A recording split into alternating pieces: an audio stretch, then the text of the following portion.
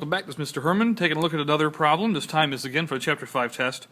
This is a great one to do because it really mimics one that's almost just like one of the tests, so I would strongly suggest you know how to do this problem. Of course, the numbers and letters are different, but it's set up very similarly to the one on the test. What we're going to do is solve this time for A in this equation, and notice that there's an A here and an A here. And you're going to find as we move through this problem that we can't just combine those, so it's going to involve a little factoring. So let's go through how to do that one step at a time. We'll start by first combining these because they're just multiplication, and then probably distributing the t to these both two parts.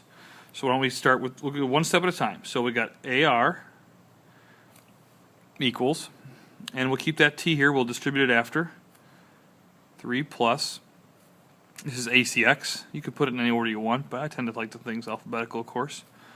Now we can distribute this here and here. So it's AR equals 3t plus ACTX. Again, the order doesn't really matter. It's just alphabetical as typical. Now we got to get the A's on the same side so we can combine them somehow. So I'm going to subtract this ACTX from both sides.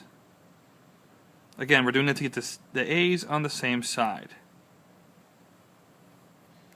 So we'll have AR minus ACTX equals 3t. Now that's the part where you run into some trouble. We can't just get an A here. We have to get the A by itself. The only way to do that is to factor it. So notice there's an A in both these two terms. So let's factor an A out of here. So we'll take an A out. I'll take it out like this. Notice I have an A here and an A here.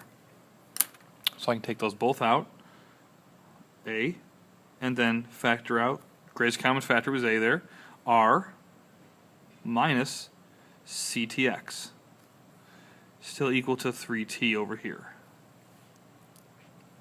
Then since I want to solve for A, the only way to get it by itself, since it's A times this, is to do the inverse operation and divide both sides by this R minus CTX. Over here also on this side, R minus CTX. Then this cancels out, and I'm left with A equals 3t over R minus CTX. Again, make sure you know how to do that kind of problem and come and see me if you need help with it.